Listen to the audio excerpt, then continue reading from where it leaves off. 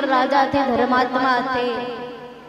एक बार अपने नगर में भ्रमण करते करते इनको एक स्त्री दिखाई पड़ी। और ये वो स्त्री कौन था महाराज? ये वही नारद जी महाराज है। नारद जी महाराज जब स्त्री बन करके गए थे ना, जब भ्रमण कर रहे थे 1 वर्ष तक, तो ये वही स्त्री है जिस पर तालध्वज नाम के जो राजा थे वो उस पर मोहित हो जाते हैं।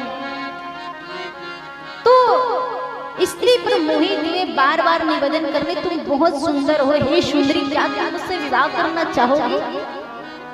बार बार निवेदन करने के बाद मेरे आज नारद जी महाराज उससे विवाह कर लेते हैं। जब स्त्री के रूप बना करके आए हुए थे, चूंकि तो उसको पूर्व जन्म का कुछ स्मरण था नहीं, सुंदर विवाह हो गया, समागम होने लगा, पुत्र हो गए, पुत्र को जन्म दिए सुंदर। जब नारद जी को स्मरण आया था ना कि मैं तो पूर्व जन्म में नारद था, तब कुछ दिनों बाद वो स्त्री का रूप से महाराज छुटकारा पा करके बदल करके नारद का रूप धारण करके वो अपने लोग को चले जाते हैं। अब वही तालध्वज नाम का जो राजा था वो अपनी धर्म पत्नी रानी को ढूंढने लगा कि अरे देवी तुम मुझे छोड़ करके कहाँ चली गई, मेरा त्याग करके तुम कहाँ चली गई? मैं तो इतना तुझे ढूंढ रहा हूँ, तुमसे इतना प्रेम करता हूँ, स्नेह करता हूँ, भला किस चीज की कमी रह गई, तुम मुझे त्याग करके चली गई मुझसे दूर? अब तो हर जगह ढूंढने लगे पर वो कहीं दिखाई ना दे। बार बार राजा दुखी हो रहे, चिंतित हो रहे हैं। अभी तो मेरे इस युग में राम जी भी नहीं है, क्योंकि राम जी जैसा पत्नी का वियोग भला कोई और समझ सकता है क्या? राम जी होते तो मैं राम जी को जाकर के पत्नी वियोग का दुख का कारण सुनाता। अभी तो राम जी भी नहीं तो मैं पत्नी का दुख किससे कहूँ, किससे जाकर के कहूँ? कौन समझेगा मेरे दुख? बार बार निवेदन करने लगे किंतु वो वापस नहीं आया। ये राजा चिंतित होने लगा, भगवान विष्णु के चरणों में गए, पूछे तुम क्यों रो रहे हो, रोने का कारण क्या है, प्रयोजन क्या है? तो बार बार भगवान विष्णु समझाते हैं, अरे तालध्वज, जिस स्त्री पर तुम आसक्त हुए थे, मोहित हुए थे, वो स्त्री नहीं थी, वो तो नारद जी थे।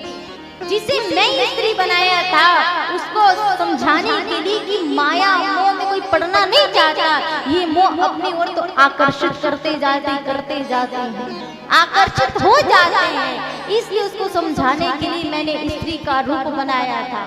और तुम भी उस पर आसक्त हो गए, उनसे विवाह कर लिए। अब तो वो तुझे कभी प्राप्त हो ही नहीं सकते, क्योंकि नारद जी तो अपने लोक को चले गए, अपने धाम को प्रस्थान कर गए। बार बार आज भगवान विष्णु से बोले तो भगवान विष्णु ने कहा, तालध्वज तुम माँ भगवती के पास जाओ, माँ जगदम्बा ही कुछ निवारण कर सकती है।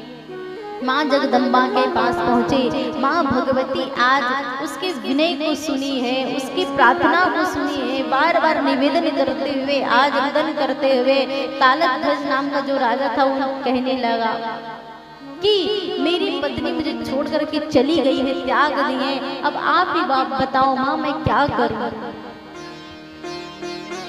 तो राजा को आशीष देते हैं। माँ कहती है, अरे तालध्वज तू ये माया मोह त्याग करके तू राज्य में शासन कर और प्रजा के बालक की भांति सेवा कर। जिमी बालक राखे महतारी। जिस प्रकार एक माँ अपने बालकों की सेवा करती है निष्प्रिय भाव से, बिना स्वार्थ के, उसी प्रकार तू भी पत्नी वियोग छोड़ दे, त्याग दे और प्रजा के बालक की भांति सेवा कर, इसी में तेरा कल्याण है। और आज माँ जगदम्बा के वचन सुन करके राजा इधर